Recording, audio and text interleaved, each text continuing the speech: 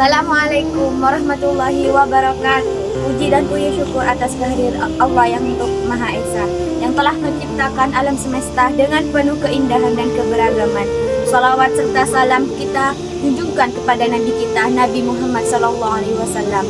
Kita tahu di Indonesia ini adalah negara yang majemuk, negara yang penuh keberagaman. Contohnya ada 1340 suku dan 700 bahasa dan 6 agama yang kita anut di Indonesia itu.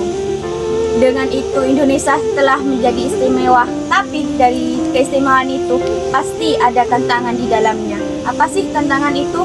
Tantangan kita adalah bagaimana para masyarakat bisa menyikapi dalam perbedaan tanpa adanya pertikaian. Nah, disinilah peran moderasi beragama penting bagi kita untuk menyikapi dalam mengambil sikap jalan tengah, dalam menghargai perbedaan di antara masyarakat ini dan bisa mengamalkan ajaran agama dengan baik.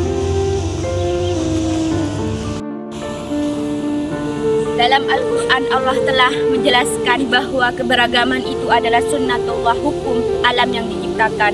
Dan Allah berfirman pada surat Ar-Rum ayat 22 yang bunyinya adalah wa min ayatihi khalqus samawati wal ardi wa ikhtilafu wa alsinatikum wa alwanikum inna fi dzalika laayatil lil alamin. Artinya adalah di antara tanda-tanda kekuasaannya ialah penciptaan langit dan bumi, perbedaan bahasa dan kulit.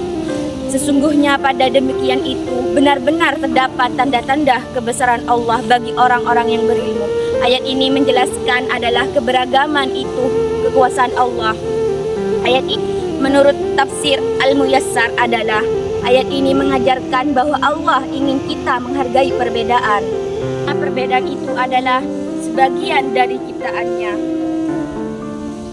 Karena di balik perbedaan itu akan terdapat banyak keindahan dan keistimewaannya. Dan Allah juga berfirman dalam surat Al-Maidah ayat 48 yang bunyinya adalah likulli ja'alna minkum syir'atan wa minhajan fastabiqul khairat, yang artinya adalah untuk setiap umat di antara kamu kami memberikan jalan terang dan aturan, maka berlomba-lombalah dalam berbuat kebaikan. Menurut tafsir Ibnu Katsir adalah ayat ini mengajarkan bahwa Allah memang benar-benar menciptakan perbedaan manusia. Maka dari itu berlomba-lombalah dalam berbuat kebaikan. Teman-teman semuanya, moderasi beragama bukan berarti mencampur adukan agama, tapi bagaimana mengamalkan ajaran agama dengan bijak, menghargai setiap perbedaan, dan bagaimana kita menjauhi kekerasan atas nama bangsa. Dengan menerapkan sikap ini menjadi kunci penting bagi Indonesia ini untuk menjadi kehidupan yang kerukun dan keharmonisan. Bayangkan jika di dunia ini semua orang menutup matanya akan perbedaan dan menolak semua pendapat orang lain, akan menjadi pertikaian yang sangat besar di Indonesia ini. Tapi bagaimana kalau jika kita itu membuka mata kita melihat perbedaan, menerima pendapat orang lain dan berpegang teguh pada nilai kasih sayang, maka keberagaman adalah menjadi kekuatan yang luar biasa bagi Indonesia. Dengan itu marilah kita menerapkan semangat moderasi beragama dalam kehidupan sehari-hari. Marilah kita beragama dengan cinta, bukan dengan kebencian. Marilah kita berdakwah dengan hikmah, bukan dengan amarah. Marilah kita bergaul dengan perbedaan, bukan dengan permusuhan.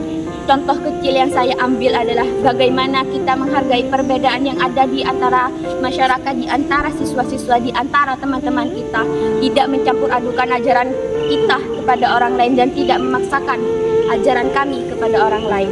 Nah, dengan kita menerapkan sikap moderat ini, semoga kita menjadi umat yang membawa perdamaian. Bagaimana Rasulullah bersabda, sebaik-baiknya manusia adalah manusia yang paling bermanfaat untuk manusia lainnya. Terima kasih. Wassalamualaikum warahmatullahi wabarakatuh.